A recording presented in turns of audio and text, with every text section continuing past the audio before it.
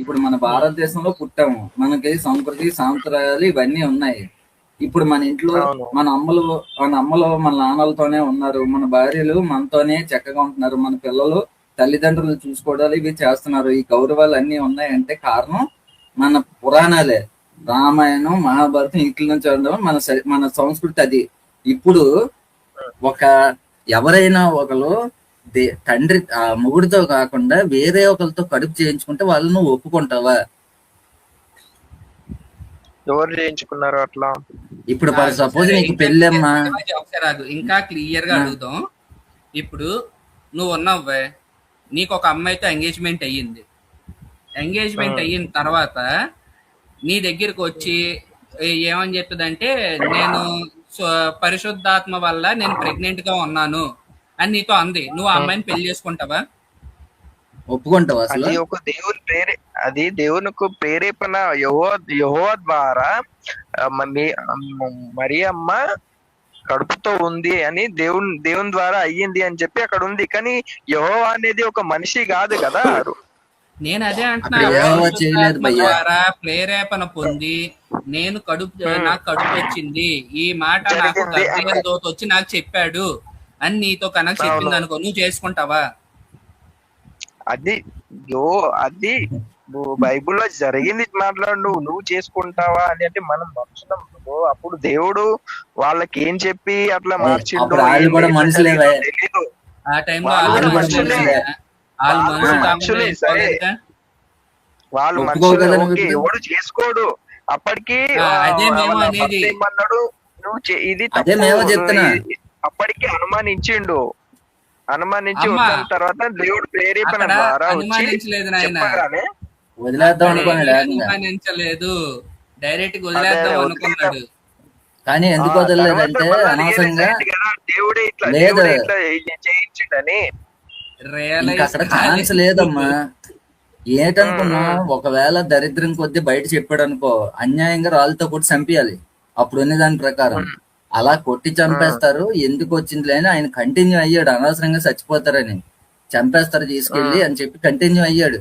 ఆ తర్వాత కూడా ఆవిడతో లేడు, పనికి పోయాడు పని అని చెప్పి. తర్వాత వేరే పిల్లలు పుట్టారు. ఇప్పుడు ఫస్ట్ అలాగా మొగుడితో కాకుండా వేరే వాళ్ళు గర్భం చేయించుకోవడం ఒక తప్పు అయితే అక్కడతో అయిపోతే పర్వాలేదు, మళ్ళీ ఏసేపుతో కూడా పిల్లలు కన్నది. ఇప్పుడు నువ్వు చెప్పు, అది కరెక్టా రాంగా? మన సాంప్రదాయం ప్రకారం అక్కడ వాళ్ళని వదిలే, వాళ్ళు ఎలాగైనా ఇదవుతారు. ఇప్పుడు తండ్రి కూతురు చేసుకున్న వాళ్ళు ఉన్నారు, బోల్డ్ మంది ఉన్నారు. మనకి రాంగ్ అది వీళ్ళు చెప్తుంది. మనం చెప్తుంది ఏంటి? మనకి రాంగ్ అని చెప్తున్నాం. ఇప్పుడు అర్థమైంది ఏంటి చెప్తున్నాం మేము. వెస్టర్న్ కంట్రీస్ లోని తల్లితోనూ కూతురుతోని చెల్లితోని అది పెద్ద ఇది లేదు, ప్రాబ్లం కాదు వాళ్ళకి. వాళ్ళు దాన్ని లైట్ తీసుకుంటారు. స్టెప్ మదర్, స్టెప్ సిస్టర్ అనుకొని, షుగర్ డాడీలు అనుకొని, ఇలాంటివి ఏవేవో జరుగుతాయి. వాళ్ళకి తప్పు కాదు. ఇక్కడ కల్చర్ తప్ప కాదా? అది ఇక్కడ కల్చర్ కి తప్పే. అది నేనేమంటున్నా అంటే, అక్కడ ఇప్పుడు యెహోవా అనేది ఒక మనిషి కాదు కదా అంటున్నా. ఇప్పుడు కడుపు చేసిండు అంటే ఆయన ఒక మనిషి కాదు కదా. మేము అదే అడుగుతున్నాం. ఇప్పుడు యెహోవా గాని పరిశుద్ధాత్మ గాని మనిషి కాదు, మనిషి కాదు. అదొక శక్తి. చెప్పేది పూర్తిగా అదొక శక్తి. ఇక్కడ కూడా నువ్వు ఎవరితోనైతే ఎంగేజ్మెంట్ చేసుకుంటావో ఆ అమ్మాయికి కూడా శక్తి వల్లే కడుపు అవుతుంది, మనిషి వల్ల కాదు. ఆ శక్తి వల్ల కడుపు దేవుడి వల్లే జరిగిందని చెప్తుంది నీకు. నేను అదే చెప్తున్నాను, దేవుడి శక్తి వల్లే నువ్వు ఎంగేజ్మెంట్ చేసుకున్న అమ్మాయికి ప్రెగ్నెన్సీ వస్తుంది, దేవుడి శక్తి వల్లే. అది గాబ్రియల్ దూత వచ్చి ఆవిడికి చెప్పాడు. ఇప్పుడు నువ్వు ఆ అమ్మాయిని నువ్వు చేసుకుంటావు, చేసుకోవా? చేసుకోను. ఎందుకు చేసుకోవు? అది ఈ జనరేషన్ లో ఎవడు నమ్ముతాడు? అది ఆ జనరేషన్ లో అప్పుడు దేవుడు వచ్చి దేవుని వచ్చి చెప్పిరు కాబట్టి నమ్మి అట్లా. బాబు, పరిశుద్ధాత్మ అనేది శక్తి కాదు, వ్యక్తి. తెలుసా నీకు ఆ విషయం? ఎక్కడ ఉంది వ్యక్తి అని చూపించు. విను మీ పాస్టర్ చెప్తాడు. బయటికి తీసుకురాగలిగేటువంటి అంత ధనం వాళ్ళ కింద ఉన్నప్పుడు కూడా నిరుపేదలుగా జీవించాలని చెప్పాలి. ఇది ఎందుకు జరుగుతుందంటే వారిలో ఉన్నటువంటి గొప్ప శక్తి అయినటువంటి పరిశుద్ధాత్ముడి గురించి తెలుసుకోలేకపోవడం. మొదటిగా నేను రుజువు చేయదలుచుకుంది ఏంటంటే పరిశుద్ధాత్ముడు ఒక వ్యక్తి అని. పరిశుద్ధాత్ముడు ఒక వ్యక్తి అని. పరిశుద్ధాత్మ దేవుడు శక్తి కాదు. ఆయన వ్యక్తి. ఇప్పటికీ చాలా సంఘాల వారు ఆయన వ్యక్తి అనే స్పృహ లేకుండానే బాప్తిజం తీసేసుకున్న వారి బాప్తిస్మాలు చెల్లవు. బాప్తిజం తీసుకునే సమయంలో పరిశుద్ధాత్మ అనే ఒక ఆయన ఉన్నాడని, ఆయన వ్యక్తి అని తీసుండాలి. పరిశుద్ధాత్మల గురించి ఇలాంటి అవగాహన లేకుండా తీసుకున్న బాప్తిస్మాలు ఏవైనా కానీ బాప్తిస్మాలు కావు. పరిశుద్ధాత్మ దేవుడు శక్తి కాదు, ఆయన వ్యక్తి. పరిశుద్ధాత్ముడు ఒక వ్యక్తి అని. Holy spirit is a person. అదే బైబిల్ చదివి చస్తే మనకి బాగా అర్థమై ఉండేది మన దేశం. మనం బైబిల్ చదివి చస్తే చదవము, ఒళ్ళు తీపిడే, పొగరు, కొవ్వెక్కువ, జబర్దస్తులు చూస్తారు, సినిమాలు చూస్తారు, బైబిల్ చదవరు.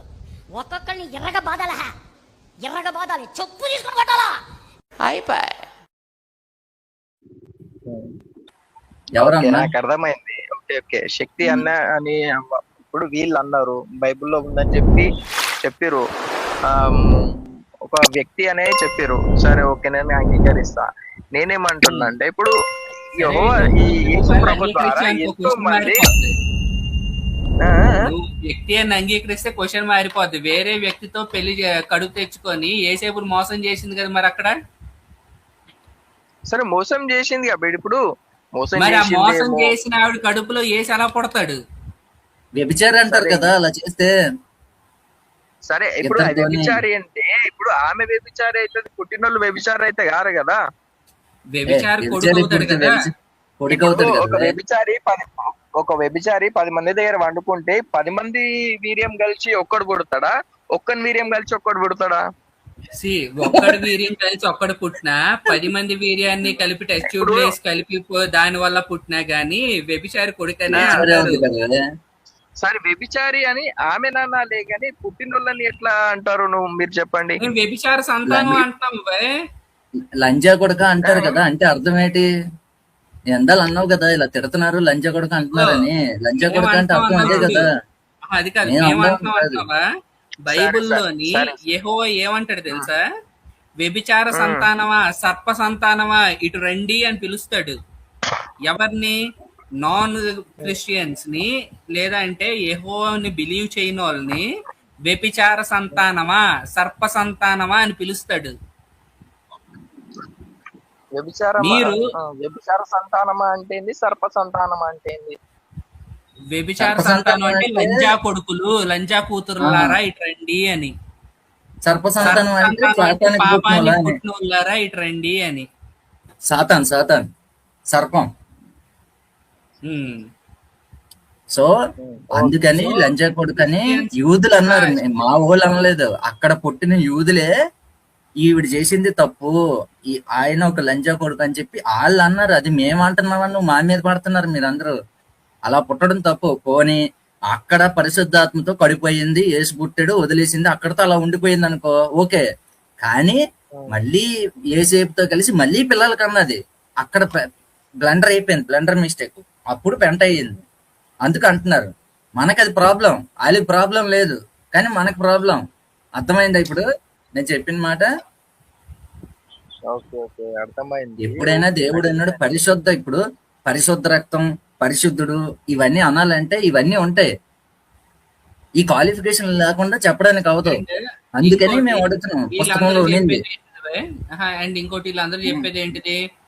యేసు పుట్టుకలో పాపం లేదు, పెరగడంలో పాపం లేదు, మరణంలో పాపం లేదు. మరి పుట్టుకలోనే ఇక్కడ ఉంది కదా. ఫాదర్ ఎవరంటే డైరెక్ట్ చెప్పలేకపోతున్నాడు కదా. యేసేబు అని చెప్పాలా, యెహోవా అని చెప్పాలా, పరిశుద్ధాత్మ అని చెప్పాలా? ఎవరు ఫాదర్? ఇదొక లాజిక్. ఇంకొకటి చెప్తా చూడు. యెహోవా అన్నోడు సృష్టిని మొత్తాన్ని కలిగించాడు కాబట్టి సృష్టికి తండ్రి అవుతాడు. ఇప్పుడు ఫర్ సపోజ్ బైబిల్ నమ్మేమనుకో, నీకు నాకు మనందరికి యెహోవా తండ్రి అవుతాడు. ఓకే, మేరీకి కూడా తండ్రి అవుతాడు. అటువంటి తండ్రి మేరీని పరిశుద్ధాత్మ రూపంలో వచ్చి కడుపు చేశాడు. అంటే తండ్రి కూతురిని చేసినట్టు. మళ్ళీ అదే తండ్రి పరిశుద్ధాత్మగా మారి కడుపు చేసి ఆయనే మళ్ళీ పిల్లగా బయటకు వచ్చాడు. చూసావా ఎంత దరిద్రంగా ఉందో? ఇప్పుడు తండ్రి అవుతాడా, కొడుకు అవుతాడా?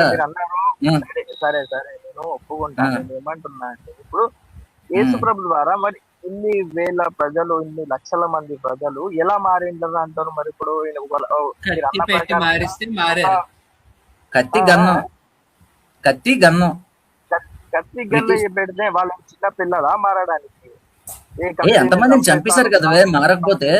కాదు అసలు